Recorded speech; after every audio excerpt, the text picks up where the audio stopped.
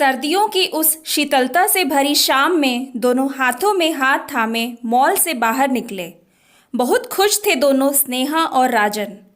Mall की parking से बाहर आते हुए स्नेहा ने अपना चेहरा स्कार्फ से ढक लिया और बाइक पर राजन के पीछे बैठ गई। अच्छा राजन, अब हॉस्टल छोड़ दो मुझे, वरना देर हो जाएगी।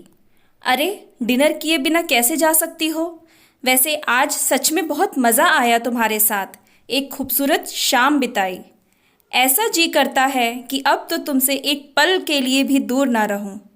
बाइक स्टार्ट करते हुए राजन ने कहा और शहर से दूर बने एक छोटे से होटल की ओर मोड़ दी। राजन, बहुत दूर आ गए हम, लगता है सही समय पर नहीं पहुंच पाऊंगी अब मैं हॉस्टल, स्नेहा ने चिंतित स्वर में कहा। कम ऑन स्नेहा, थोड़ी देर में कोई पहाड़ नहीं टूट पड़ेगा। वैसे भी अभी तुमने मुझे गिफ्ट कहाँ दिया है? राजन ने आंख मारते हुए टेबल की कुर्सी सरकाते हुए कहा। अरे कमाल है जनाब, यह आपने जो आज अपनी फेवरेट नीले रंग की कमीज पहनी है, वह मैं तुम्हें एडवांस में दे चुकी हूँ तोहफे के रूप में। अभी से भूल गए? स्नेहा ने घूरते हुए कहा। पर आज तो कुछ और की ही उम्मीद थी मुझे तुमसे, राजन ने शरारत से मुस्कुराते हुए कहा। नहीं राजन, मैं पहले ही कह चुकी हूँ कि उसके लिए अभी समय है। कम ऑन स्नेहा, बिल्कुल ही पुरातन पंथी हो तुम। हाँ हूँ, क्योंकि यह मेरे लिए ज़रूरी भी है। मैं अपने पिताजी का विश्वास नहीं तोड़ सकती, जिन्होंने सब रिश्तेदारों का विरोध करने के बावजूद मुझे इतनी दूर अकेले पढ़ने के लिए हॉस्टल में भेजा है। अच्छा बाबा, फ़िलहाल खाना खाओ और यह स्पेशल ड्रिंक मेरी तरफ से। अरे घबराओ नहीं, सॉफ्ट ड्रिंक है बस। हाँ हाँ, चीयर्स। और दोनों खिलखिलाकर हंस पड़े। जब आँख खुली तो सिर भारी सा हो रहा था स्नेहा का।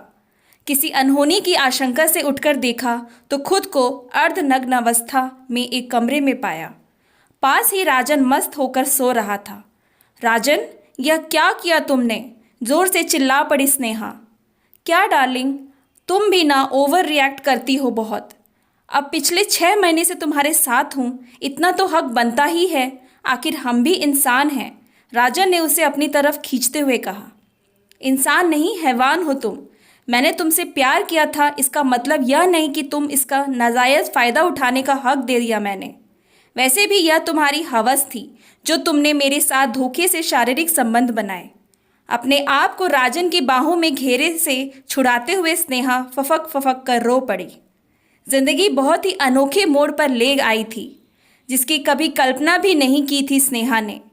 मेरठ के पास एक छोटे से गांव दौलतपुर के एक प्राइमरी स्कूल के अध्यापक पिता ने बिन मां की बच्ची को अपने अधूरे सपनों को पूरा करने के लिए उच्च शिक्षा के लिए एक उच्च कोटि के कॉलेज में पढ़ने के लिए दिल्ली भेजा था, ताकि सारी उम्र सुख सुविधाओं के अभाव में जीवन व्यतीत न करना पड़े उनकी बेटी को। पर पता नहीं किस मनहूस घड़ी में वह अपनी सहेली मनीषा के भाई राजन के चक्कर में पड़ गई, जो अक्सर उसे कॉलेज छोड़ने व लेने आता था। औपचारिक जान पहचान, कब गहरी मित्रता और फिर प्यार। नहीं, यह प्यार तो हरगिज नहीं था। सोच सोच कर दिमाग फटने लगा था स्नेहा का। पर अब क्या हो सकता था? बहुत बार सोचा कि मनीषा को सब बता दे, पर एक डर मन में था कि कहीं यह बात कॉलेज में फैल गई तो वह कहीं की नहीं रहेगी।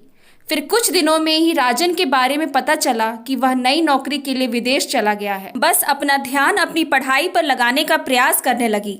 उस रात को एक हादसा समझकर भुला देना चाहती थी स्नेहा। सब कुछ तो सही चल रहा था, पर पिछले 2-3 दिन से अजीब सा महसूस हो रहा था। तबीयत में कुछ गड़बड़ी लग रही थी। कुछ अनहोनी होने की आशंका लेकर जब डॉक्टर के पास गई तो वही हुआ जिसका डर था। हाँ मिस स्नेहा, आपका शक सही है, आप गर्भवती हैं। वैसे तो आजकल बहुत सी लड़कियां शादी से पहले शारीरिक संबंध बनाने में गुरेज नहीं करती, पर कम से कम एहतियात तो बरतनी चाहिए थी आपको इस मामले में, डॉक्टर नीरा ने प्यार से समझाते हुए कहा। अब आपके पास 2 रास्ते हैं, या तो अपने प्रेमी के साथ शादी कर लीजिए जल्द से जल्द, या फिर गर्भपात।